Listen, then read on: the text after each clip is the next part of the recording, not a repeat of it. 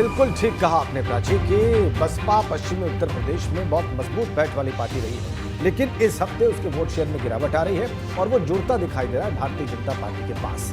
हमारे साथ हैं राम प्रताप सिंह चौहान भी भारतीय जनता पार्टी के विधायक हैं, पाकपुर क्षेत्र आगरा से।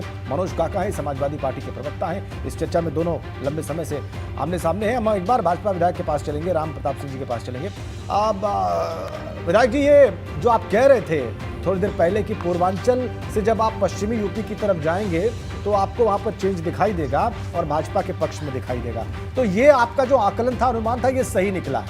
इसके लिए मैं बधाई दूंगा आपको। ये बात आपने मेंशन की थी, 1% वोट जो है वो भारतीय जनता पार्टी के पास जाता दिखाई दे रहा है और वो 1% आप छीन रहे हैं बहुजन समाज पार्टी से, जो आपके प्रति सॉफ्ट दिखती है और आप उसके प्रति सॉफ्ट दिखते हैं। ये क्या हो रहा है? नहीं राजन जी, ऐसा नहीं है। अभी तो ये वोट और बढ़ेगा जब लोग वो 13 के दंगों को याद करेंगे, जिस समय पर कि गुंडों को ताकि एक धर्म लोग को मुख्यमंत्री के ले जाया जाता था और दूसरे वर्ग पे अत्याचार होता था।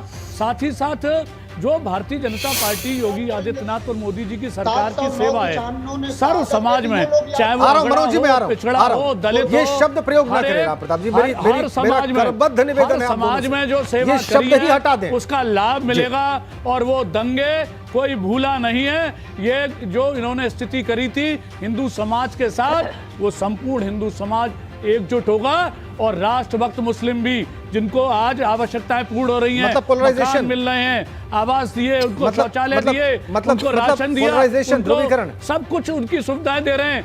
किसी के साथ ध्रुवीकरण क्या है? जब आप अत्याचार करोगे किसी पे तो वो तो फिर वक्त आने पे बदला लेगा। तो वही है कि ये समाजवादी पार्टी, लोकदल भले ही एक हो जाए, पहले बहुजन समाज पार्टी भी एक थी, तब भी कुछ नहीं कर पाए थे और अब भी कुछ नहीं कर पाएंगे। आज भारतीय जनता पार्टी के कौन किस पर अत्याचार? समाजवादी शासन में, समाजवादी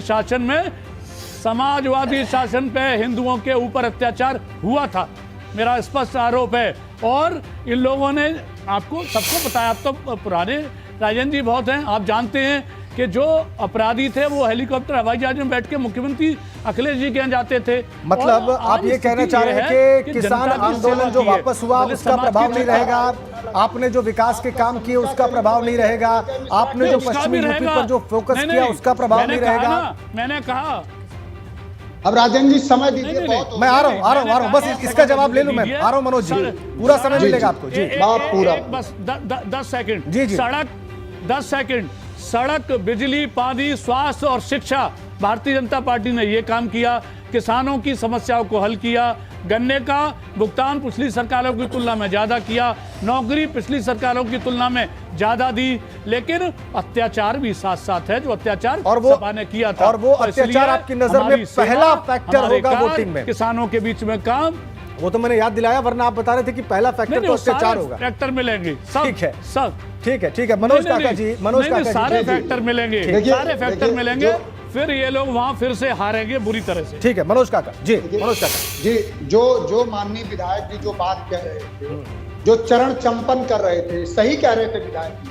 भारतीय जनता पार्टी ने सबसे ज्यादा रोजगार दिया, तो उत्तर प्रदेश में और पूरी देश में बेरोजगारी का जो दर है वो 45.1% हो गया। वो दुनिया में 45 सालों में सबसे ज्यादा बेरोजगारी का दर है। किसानों की भलाई भारतीय जनता बोल लेने दीजिए उनको, अब मनोज काका जी को बोल लेने दीजिए।